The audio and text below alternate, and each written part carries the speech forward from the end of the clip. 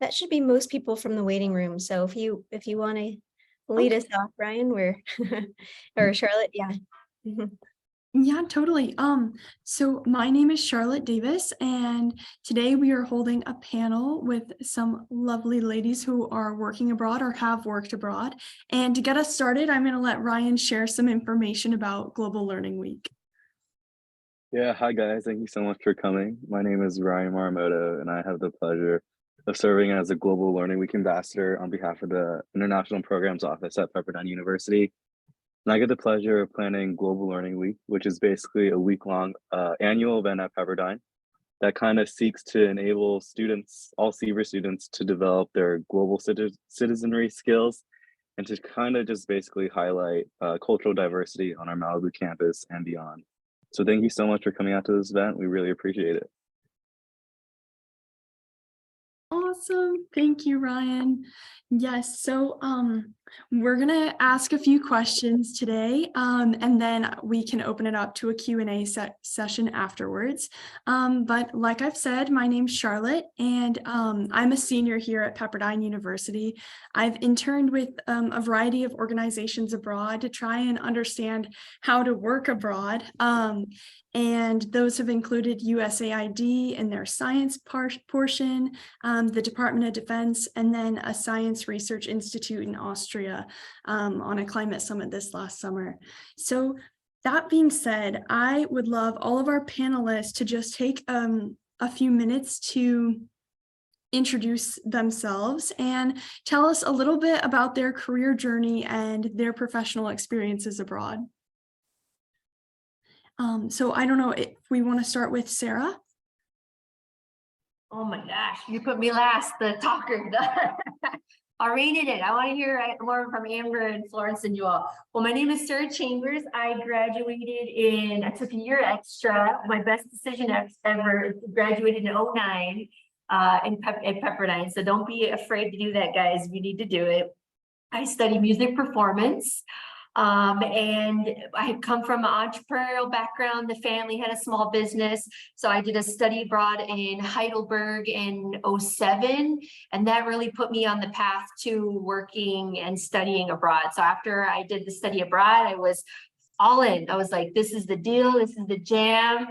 Living somewhere, speaking the language, walking the walk, talking the talk. It's very different than just, taking a class, obviously.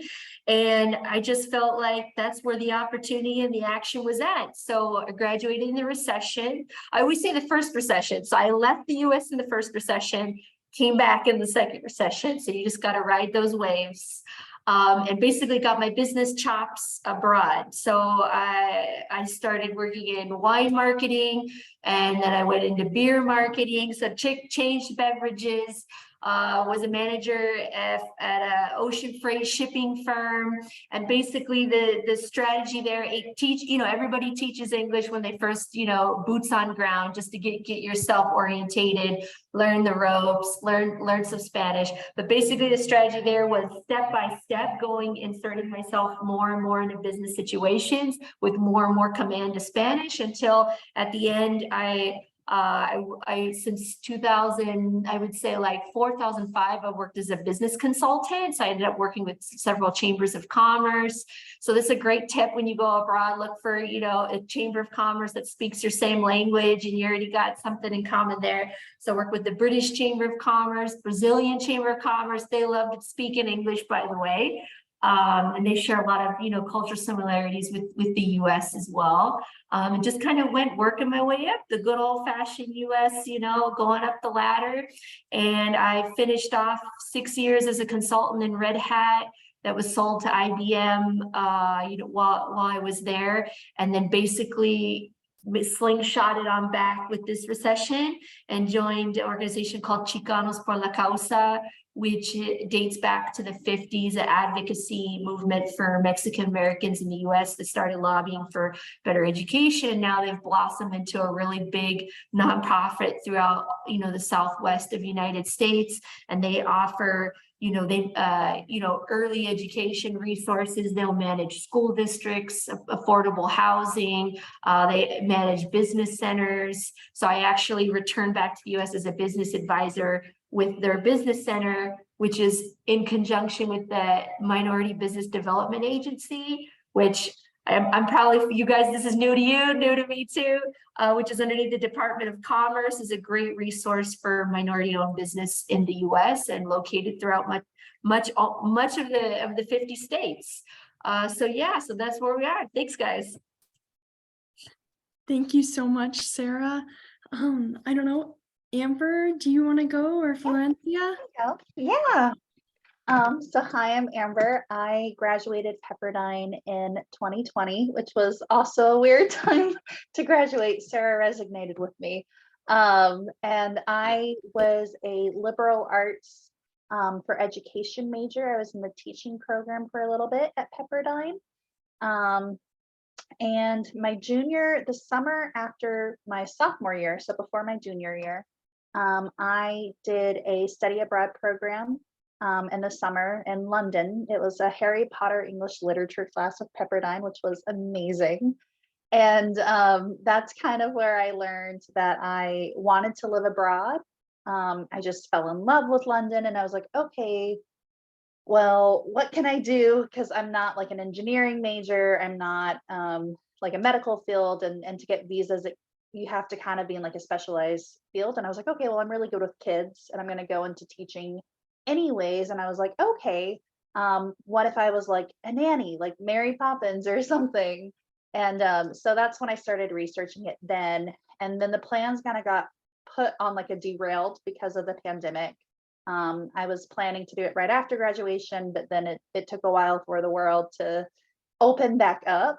And so I did a little bit of in-between jobs, whatever I could get, whoever was hiring for the first like 2 years.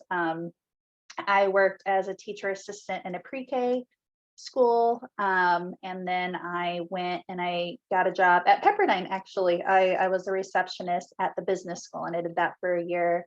And then when the world started opening up again, I kind of researched a few positions.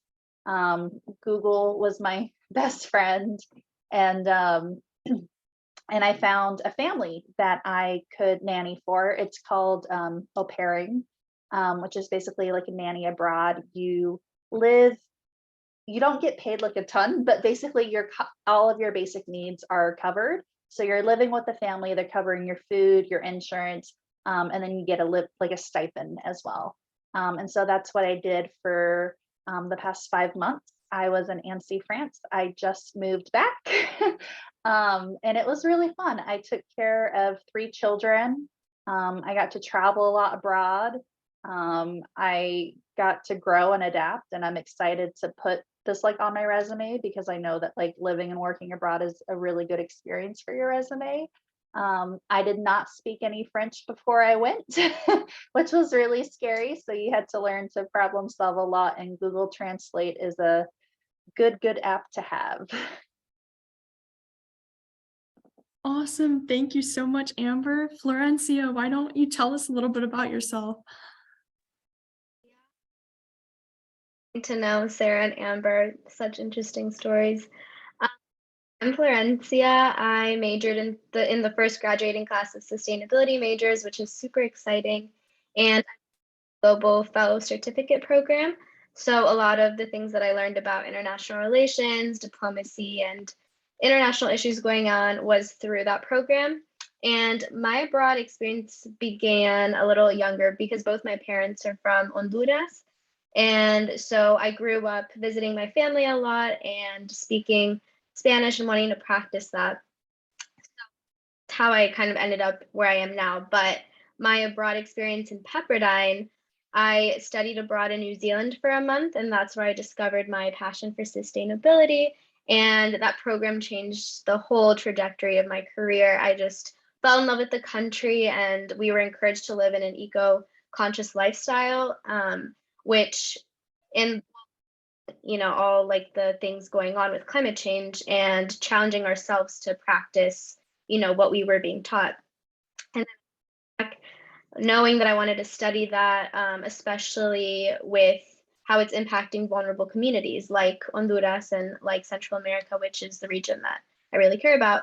And then after New Zealand, though, I went to go study in Florence, Italy. I know Florencia and Florence.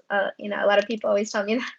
And I loved Italy. I really wanted to live in Europe. I really wanted to live in Spain, but also Italy. Italy has always fascinated me. I love art and I wanted to learn a new language. So yeah, I loved my time in Italy, and learning Italian was super fun. I thought it was going to be more similar to Spanish. And even though they are similar, I still was able to learn a new language and challenge myself and see, you know, there's definitely cultural differences. And yeah, I just fell in love with it. And then the pandemic happened. I was sent home.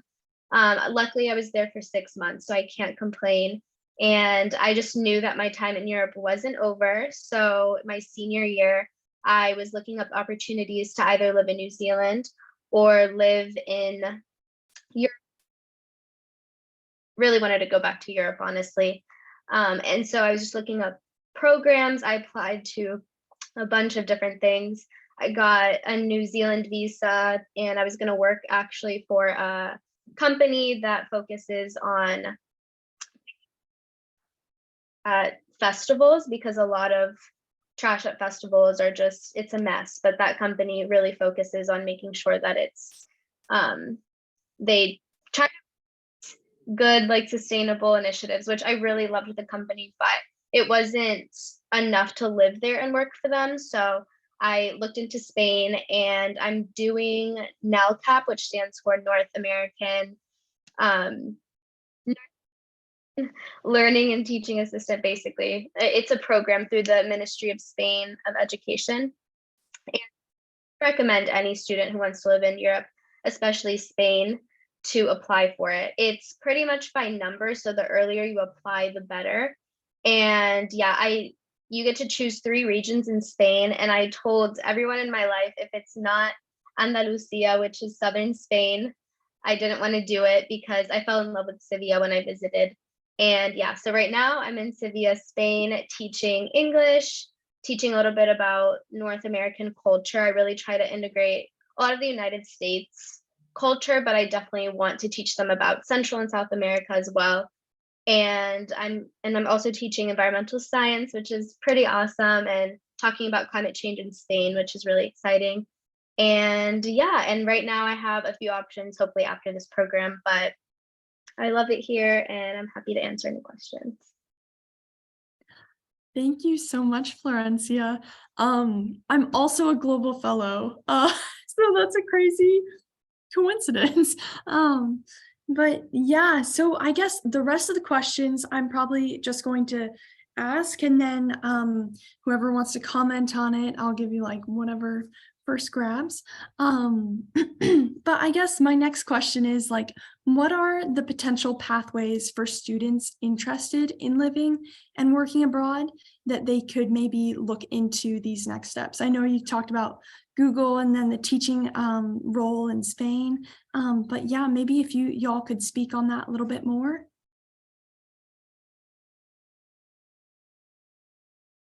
I'll just build off what I kind of said, but yeah, definitely look into Google. There's so many different opportunities abroad. I think what you want to do, you can totally find. Don't be scared to look into opportunities and network, especially like look on LinkedIn or Google and just search, you know, different topics that you're interested in, and then just see if there's any opportunities there, or kind of like what you said earlier, Charlotte, and for Fulbright, like apply to fellowships like Fulbright or other programs that help you even study abroad and like fully pay for your master's. Don't be scared to apply to those either. I know they're competitive, but you don't know unless you try. And NALCAP is a good option, and there's a lot of programs in Spain, and I know people living here have done programs in Southeast Asia and South America. So there's so many opportunities for teaching and funding graduate school.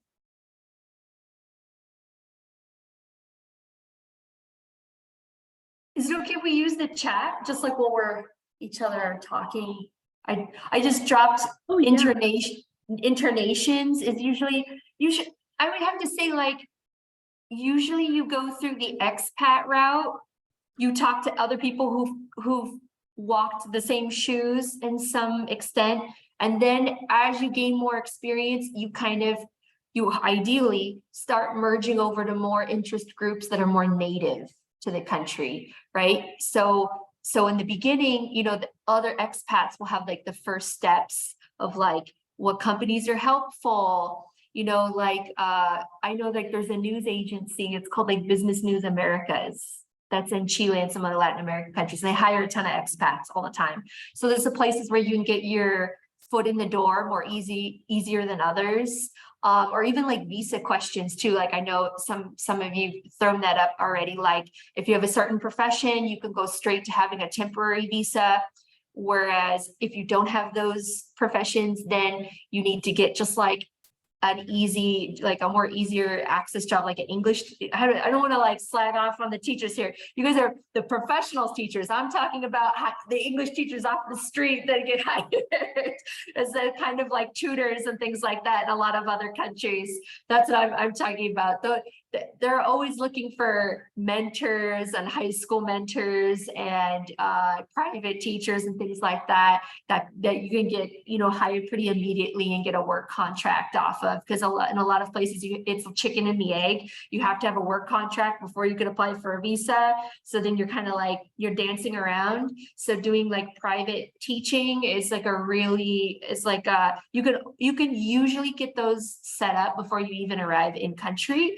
But a lot of times expect that nobody's going to concrete an opportunity with you until you're in country, because unfortunately there's like a expat stereotype, and not even just for people from US, but just expat in general or English speaking, that you're vacationing or you're traveling or you're like doing a gap year or you're partying. Like the perception is that kind of like English speaking expats that come to country, like you're not serious, you're not gonna make it, you're not gonna stay there that long or really hack the language. So you have to kind of put time into the system to gain the trust. So talking to those other expats is great, and then building yourself just like a little, like things build on top of things. So you get the expats, then you build a little bit of a security net, then you get a foot into places that are friendly for hiring people that want to try something out. And then from there you can start like to really infiltrate, I would say, like the native groups, right? Because then you need more language skill to do that as well. So another one I'll leave in the chat as well is meetup.com. So literally you can put up a zip code or a city from anywhere in the world and see the activities going on locally. Not every group puts their calendar there, but a lot of groups that have some intersection with English or international people or tech or anything just like a larger appeal, they'll put their calendar of events there because it's just a great way to like catch people who are coming into the country. So that's a really good one too. I can piggyback off that. Because yeah, you said a lot of things that I was like, okay, yeah. When I first started looking, the visa process can be really challenging unless you're in a specific field, because for a lot of countries, you have to prove that you can do that position better than a native citizen from that country, which is really hard, especially if you're going to a country where you don't speak the language super well. It's like, okay, well, how can I prove that I'm going to do this job better than a French person? And so for me, another reason why I chose to be an au pair is because it was a good foot in the door. And I think that what Sarah was saying is really, really good advice to maybe get a position that is a little bit easier. So once you're already in that country, you can start networking more and show people that you're more serious. That was kind of my plan when I first went. And then I decided not to really pursue living abroad in France long term. But if you are interested, like au pairing is a really great way. It took the longest part about the process was just getting my appointment at the embassy to get my visa. That took a month. But then the visa process itself was really easy as an au pair because it's not technically like a normal work visa. Basically, as an au pair, at least in France, I'm not sure how it works in other countries, you're only allowed to work 25 hours a week anyways. And so because of that, the visa process is a lot more simple. And it only took about 2 weeks for me to get my visa. And there wasn't like too much paperwork. It was just kind of like your passport information, your social security, things like that. And it's a lot easier. The websites I used were aupairworld.com. And with that, it's very similar to like a dating profile. You make a profile kind of saying what you're looking for in a family, what, you know, why you would make a good au pair, things like that. And then you search for other families. And then, you know, if you match, you kind of just start FaceTiming. And I FaceTimed with my family that I worked for about 3 months before. We had multiple FaceTimes. I let them meet my family so that I could put them more at ease, because you are living with strangers, and so it can be a little bit terrifying. But it's a really great cultural experience, and it's a really, really good way to put your foot in the door. Because yeah, getting another country to hire you when you're still an American things is very difficult. Yeah, I definitely understand what y'all have been saying though, because I felt like this last summer I needed a PhD before I could come back to Austria to get a visa. So that totally makes a lot of sense, getting a foot in the door any way you can swing it. So I guess I know, Sarah, you added something in the chat about Facebook, and it has a lot of good groups as well. And LinkedIn. And so I guess that leads in us to the next question, which I could kind of hear in all of your stories before, because 2020 has been crazy. But I'm just wondering, how has working abroad changed this last year due to like the economic climate, the pandemic, like the strife in Ukraine right now? You could talk on that a little bit.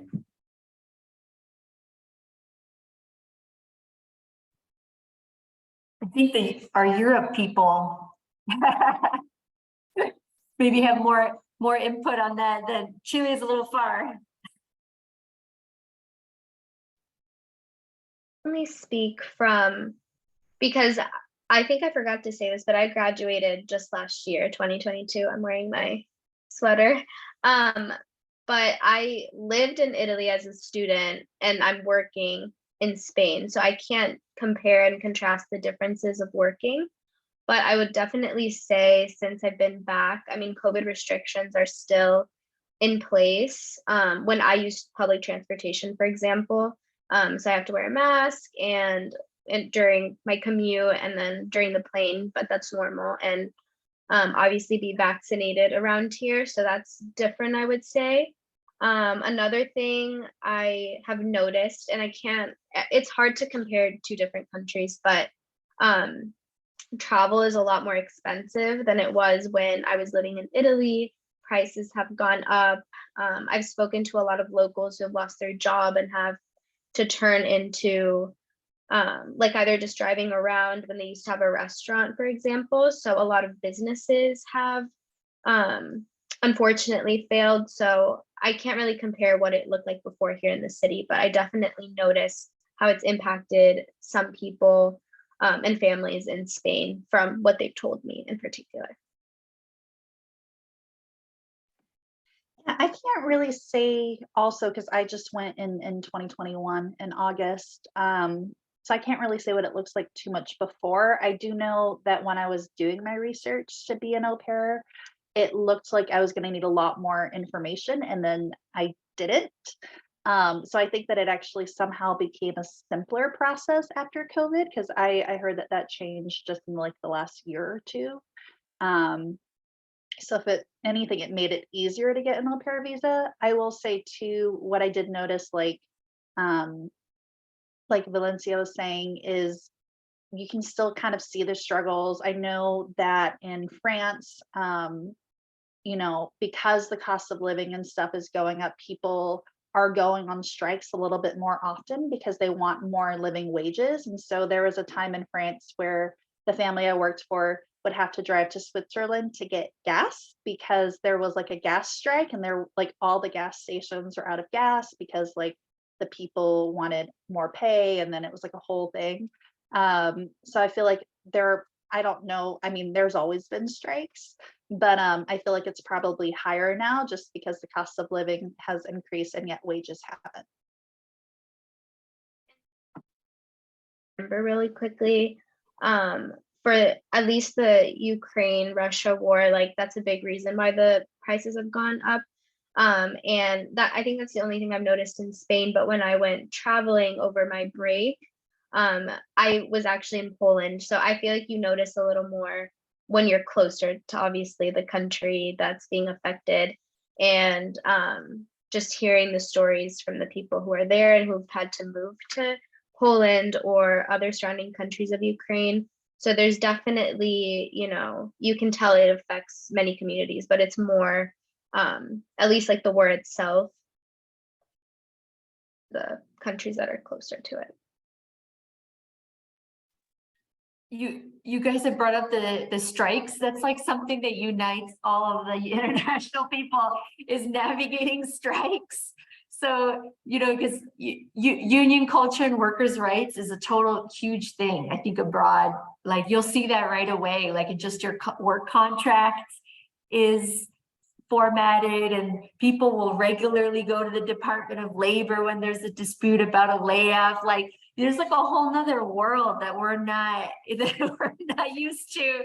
So but anyways, but yes, strikes, navigating, I think the particularities, like learning to navigate even before the war was going on, like the refugee crisis, like throughout the whole world, like there's always something going on. So like in Chile, like we have 1 million Venezuelan you know, immigrants there because of what's been happening, you know, over the last years. And before that, there were people, you know, we received people from Haiti, from Haiti, from not one, but two, but three, right? Earthquakes. So there are humanitarian visas there too. So, you know, a lot of immigration that they haven't seen before, and then going through the growing pains of that, right? And so visa processes change when you have like influx of people and waiting times change. So I think it's like if to hook in a little bit with Amber and Florencia, is like just that's really important to be aware of.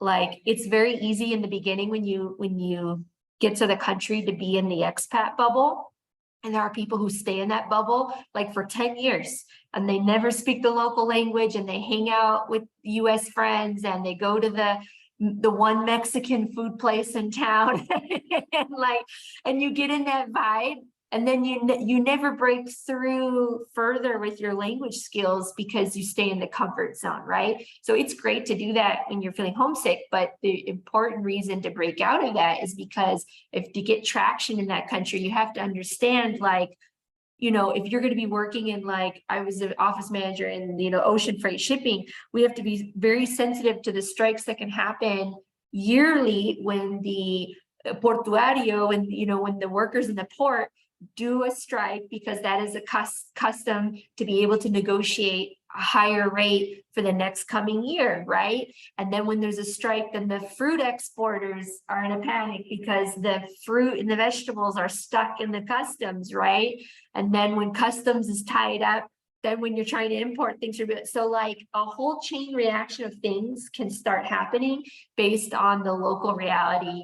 And, you know, like we say in the States, like you can count on death and taxes. Well, when you're in the rest of the world, you can count on labor strikes, that's for sure.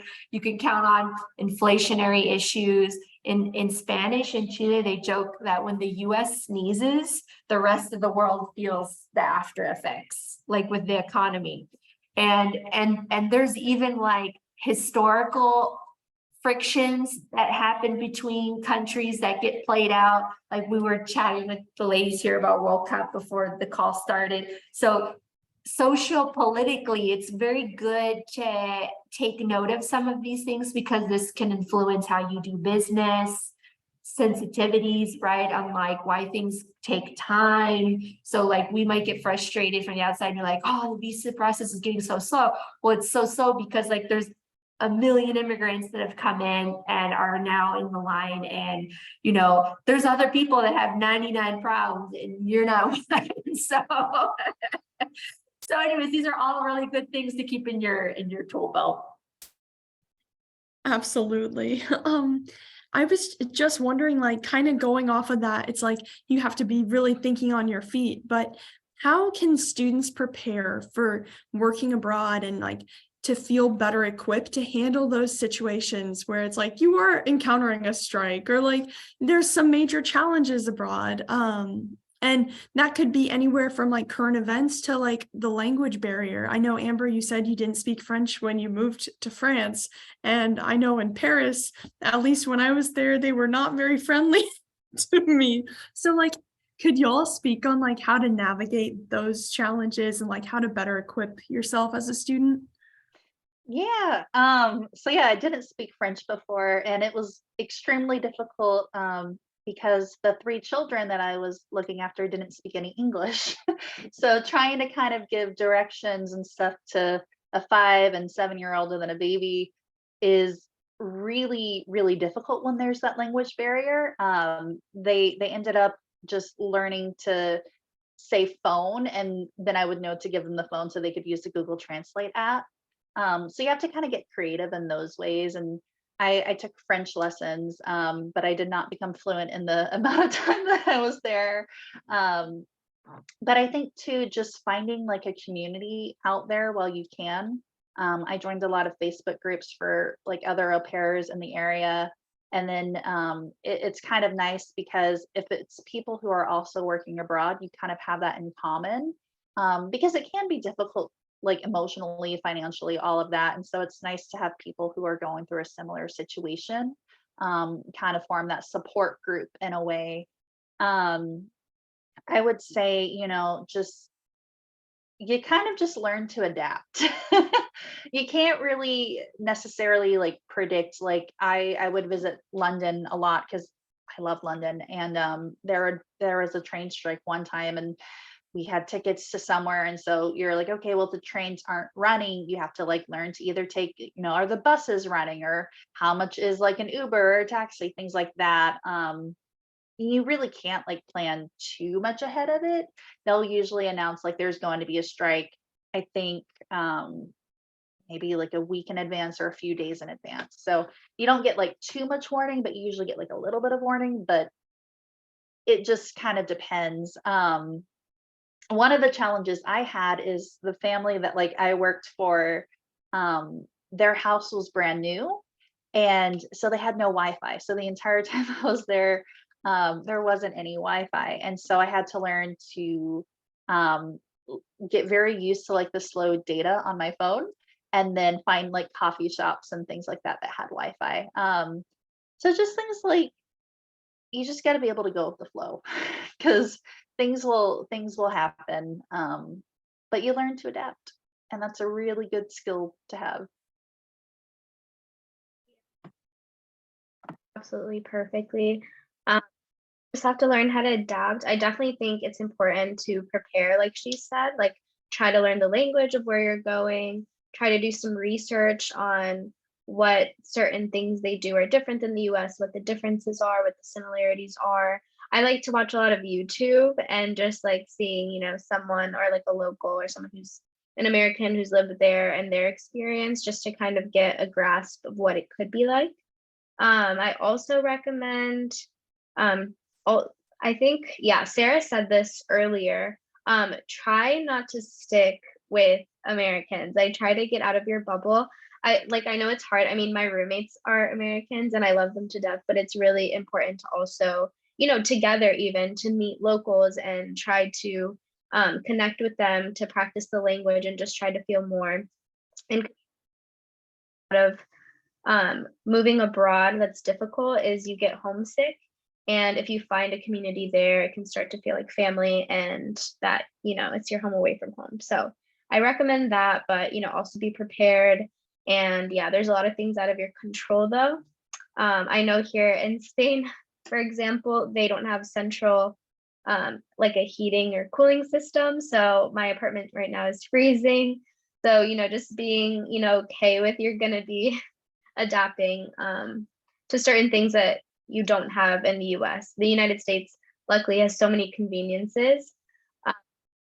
Sometimes you just gotta any solution for the time being. So I promise.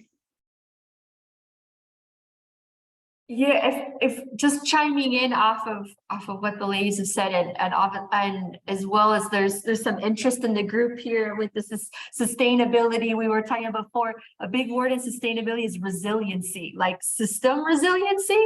So if you could think of that for yourself, like what does that mean? Like what Amber just said, like public transport is your friend, like become the master, right? Know the system, master the system. So like especially that's a great way to get to know people. You'll talk to people at the bus stop, you'll get lost, you'll have to ask for directions. Like boots on ground knowledge is really good. It really will help you out. Plus you hear people talking about like what's going on locally, jokes, like the stresses of day to day. Like you really pick up a lot of like pieces of learning in this day-to-day interactions and so socially, like I probably like in Spain or in France, like there are more social interaction. How do I say this? Does this make sense to you guys? What I'm saying, like in the day-to-day, there's more exchanges. Whereas as like in the US, people prefer to have more personal space. And so this is something you have to get used to too. In a lot of countries, personal space is like very little. So, it's normal that someone will bump into you and they don't necessarily say something, or they just say a quick, like, oh, sorry. But taking advantage of those exchanges in the supermarket line, on the bus, knowing how to build in resiliency of like, okay, the metro, somebody, jumped into the metro lines as a protest. So then that cut off. So then now you got to use the bus. The bus only gets me to certain here, but then there's a shared bike that I have on my app or a scooter. So I grab the shared bike and get to where I'm going. So that building options and resiliency for yourself. I have a phone, my friends laugh at me, like I use like a dual SIM phone always. So then you can have your WhatsApp with your local chip in the country where you're at, and then you can have your chip from where you're from, and then you can, back and forth, be connected to both of those. So, just building yourself options. Like I would have Skype to go, then you could call, you can even have a forwarding number where people can call you locally for them, but it's local for you, for example. So I have like a whole bunch of messaging, like on my phone, I'll have Skype, I'll have my second phone line with the second chip, I'll have WhatsApp. So if you have Wi-Fi, you can make a call through Wi-Fi. So just building those options, because especially sometimes in emergency situations, cell phone the traffic can get flooded very easily. So, knowing like, okay, can you text somebody? Can you WhatsApp somebody? The buddy system is very important abroad. Like that's typical in Latin America. People will be like, hey, let me know that you got home safe. Like, let me know when you're in the car, right? And now with, I didn't even have Uber when I first went to Chile. So now that's like a lifesaver, because you can share the link with someone that or even somebody back home. So I would just say like that rebuilding in resiliency, be plan, multiple options, just, that helps you be just much more dynamic and, seamlessly surf those waves. Yeah, and that kind of ties in with a question that we just got from Penelope. And she was asking, how does safety play a factor when living abroad, especially going somewhere where you don't know anyone? I think kind of what Sarah was saying, just letting people that you do know, even if it's like, I would text my mom when I would do rideshare apps, like, this is where I am. And like, it's not like she could do like too much because she was still back in America, but I was like, okay, if I don't like check in on you or like respond in like an hour or something, call like the host family that I'm with or things like that. So just kind of letting people know where you are. Overall, I felt really safe in Europe. It's a different vibe. I was really nervous about it going in because there are a lot of different rules. Like you can't have like a self-defense, like any, like no pepper spray or anything like that. Which could also be like a good thing, but it was a little scary for me as a woman, knowing that I was going to travel as much as I could solo, which is a little terrifying. But you know, you just have to stay alert. The biggest thing in Europe is probably like pickpocketing and things like that. So just really making sure that you keep your bag really close to you, and just keeping an eye out on the subways, especially if you're going somewhere really crowded. Just pay a little bit more attention. But typically you're fine. Try to stay in public areas if you're going to like a lot of tourist places. You'll usually be really safe. And just if you're going to an area and you're really nervous, you can even Google like, what are the areas that I should not go to? Like, what are the dangerous things that I should avoid? But yeah, just have people do check-ins and just be vigilant.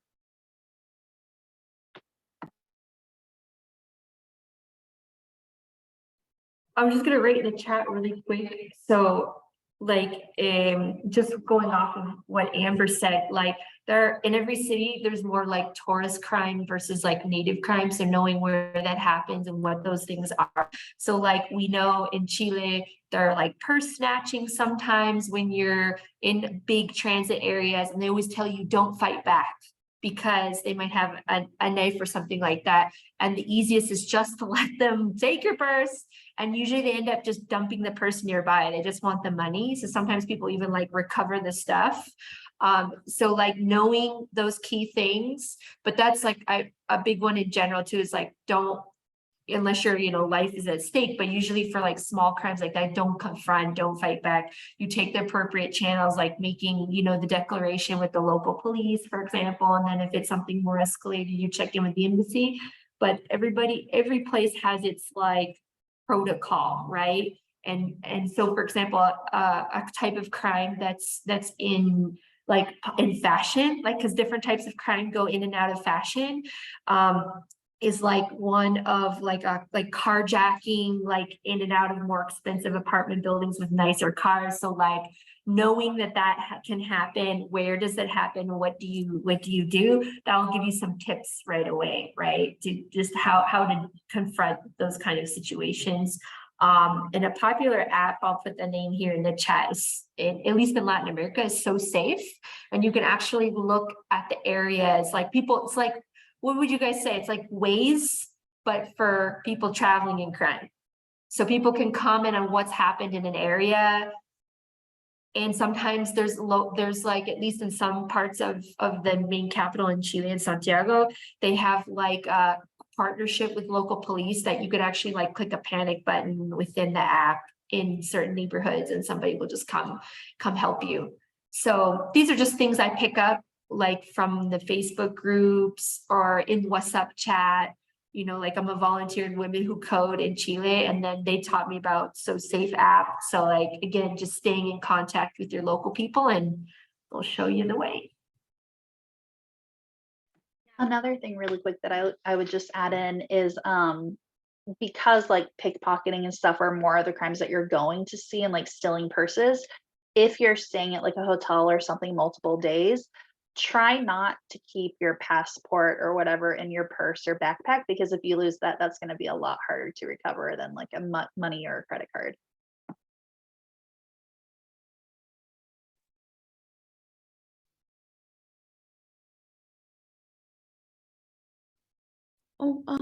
And Sarah said it perfectly. Last thing, try to, if you're walking, I know in Europe we walk a lot, so I just recommend walking in illuminated places.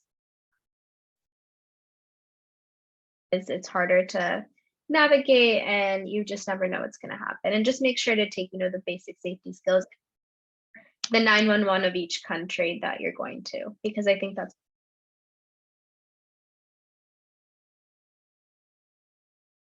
Yeah, thank you all. Those are really great resources and good things to keep in mind when traveling abroad and staying safe. We've kind of been like talking about it throughout the conversation. But I was just wondering if y'all could hone in on like specific resources that you think are most valuable for students interested in working abroad, like websites or like beyond like Facebook groups, or LinkedIn, or if you have any recommendations, maybe we could talk about those.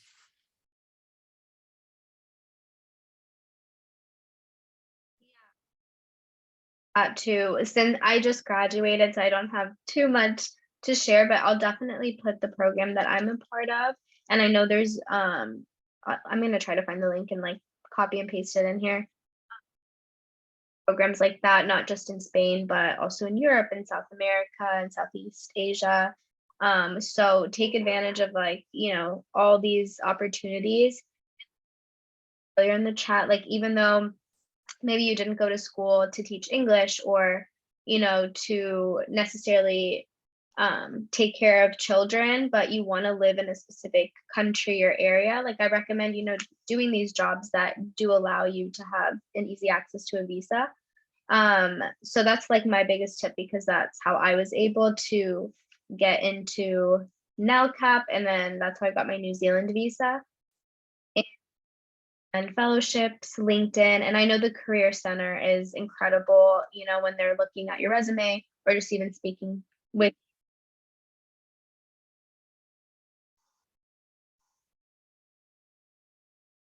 Oh, wait, you cut out for a minute there. Them.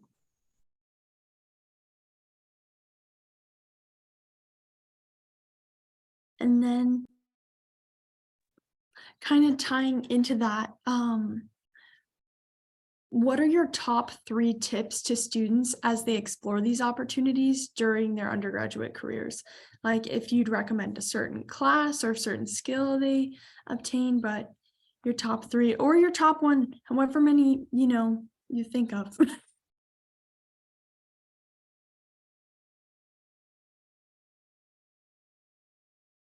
Like tips, just tips. Yeah, tips ranging from like, I don't know, a class to take or like something to look into, or even if they like on how to gauge if they would be interested in working abroad. Oh, good one. Okay, so my first hack is take your intensive language course in the summer right before you go. That was my hack. And I got the really good literature teacher in that foreign language that didn't normally do like the intro 1 and 2 classes, and they did over the summer. So I was like, Scott, that was really good. That was my first hack. With that language class, what resource did you use to find it? No, at Pepperdine. Oh, okay. At Pepperdine. Okay, cool. So if you have pending to take your 2 levels of language, you could do it intensively over the summer, back to back, then go. That's how I did it. So just boom, boom, boom, right there. Let me think to get 3 to get hacks. I would just say like get really good, like it's not really a hack, but the tip is like just get really good at getting used to asking questions. And it's okay to feel like an idiot, to feel silly, to get turned down, to say the words the wrong way. You just have to like let that go, because it's gonna happen all the time. Right. So working on failing, they always like to say in the entrepreneurial world, like fail fast. For real, you have to just get used to fail fast. And it's okay. And everybody goes through it. And it makes for a funny story later. Everybody has the situations where it's like you're using your foreign language like for your first professional time. And they're called, where my teacher's at, it's called like a false cognate, I think, or a false homonym, where 2 words sound very similar, but they mean 2 very different things. And so this is the trap coming from English. So you'll have that moment, and that instead of saying you're embarrassed to do something, you were pregnant. Those 2 words are very close in Spanish. So that's gonna happen, right? So just assume that, I think, and you'll survive so much better. that's a good tip. If I think of a third one, I'll throw in there, but just be very like, I mean, we're good at that from the US, asking questions. Other people maybe not, feel so comfortable with that, but you just have to be your own advocate kind of thing. Nobody's gonna to serve it for you, and you just have to, like, be insistent and knock on those doors. And I think that works well for us. Like, that's what we do right in the US. So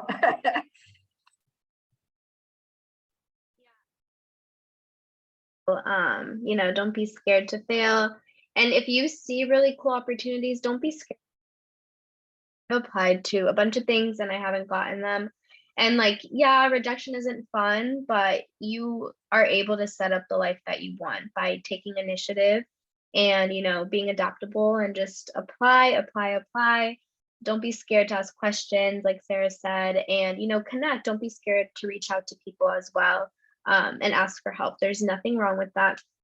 And I also recommend for people who want to do international careers, make sure to go abroad. Obviously, like, Pepperdine, the more international experience you gain, the more things you're able to, or like skills you're able to gain. For example, like in Italy, it helped me when I moved here. And a lot of things I appreciate international programs did for me that I had to do all by myself when I moved here. So it's good to pay attention to those details, and also just make sure to research things. Right now, there's a lot of fellowships, but there are deadlines. That's more than 3 tips, but one last thing, I'm trying to think before I forget.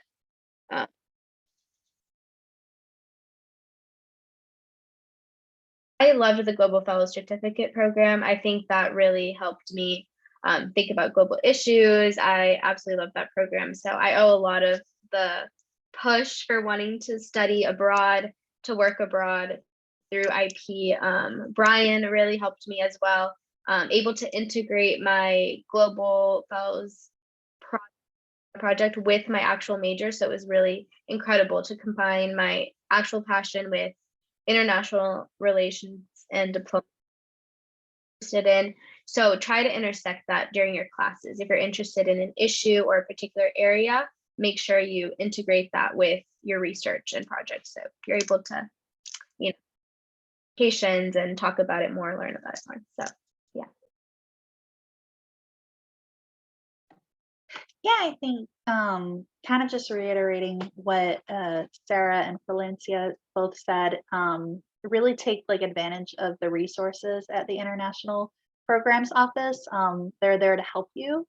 If you can, study abroad. I only studied abroad for a month in the summer program because it was a little cheaper.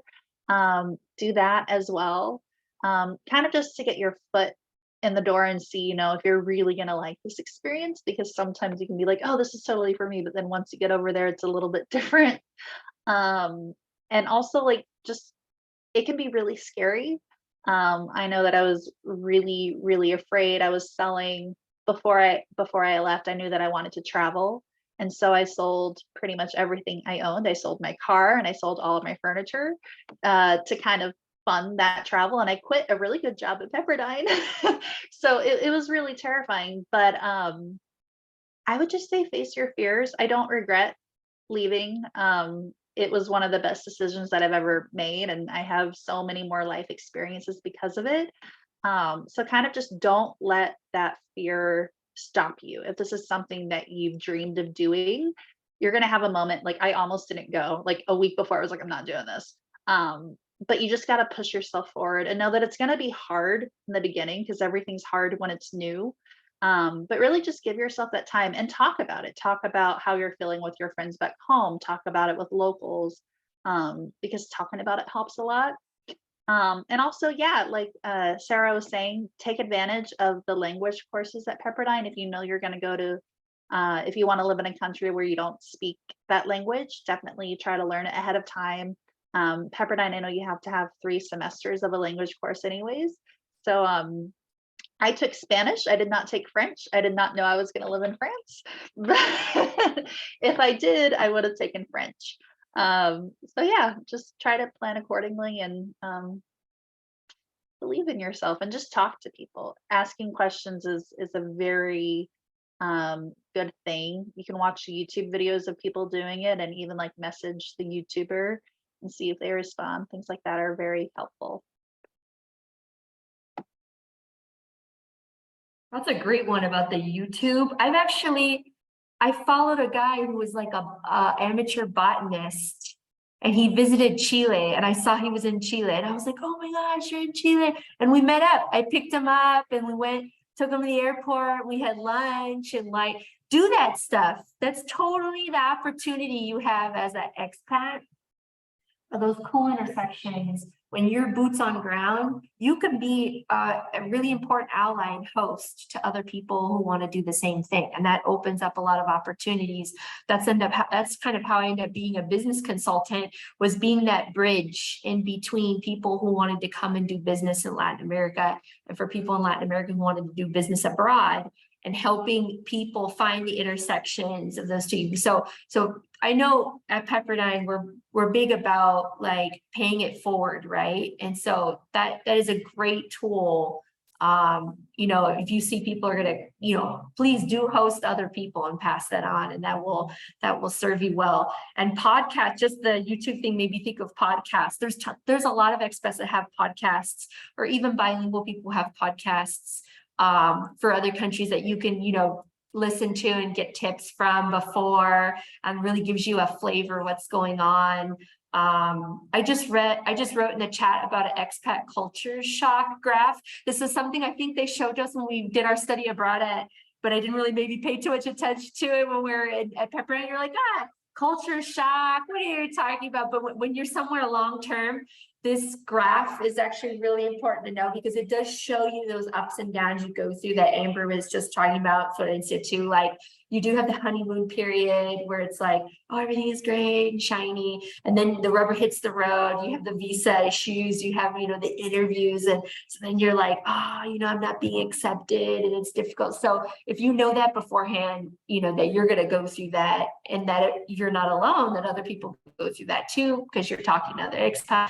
Like that just helps you be so much more like mentally prepared, that it's okay. Again, going back to the failing fast thing, it's okay, and everybody goes through it. So Awesome. Thank you so much.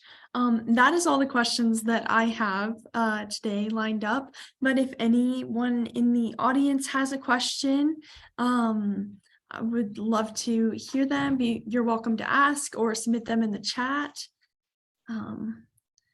But it is 12 o'clock. So the meeting is going to end soon, or if no one has questions, I just want to thank all the panelists so much for taking time out of their day today and evening in Europe to come and speak with us today. And it has been such an enlightening conversation about traveling and working abroad and facing all those challenges. So thank you all so much. And I don't think we have any other questions. Yes. And Marla for organizing this. I really appreciate it. And Yeah, thank you so much. for the people who are still on here, like, please reach out. I'm friendly, I promise. I love answering questions. I love being of assistance. And I know it's crazy when you don't know what you're going to do with your life, or you have, you know, certain ideas of what you want to do, but don't know how to start it. So don't be. Great advice to all. Thank you so much for joining this event for Global Learning Week. We applaud our panelists for such a great information that was shared today, and Charlotte Davis that led us in a wonderful conversation. Thank you all. Hope you have a great rest of your day. Thank you.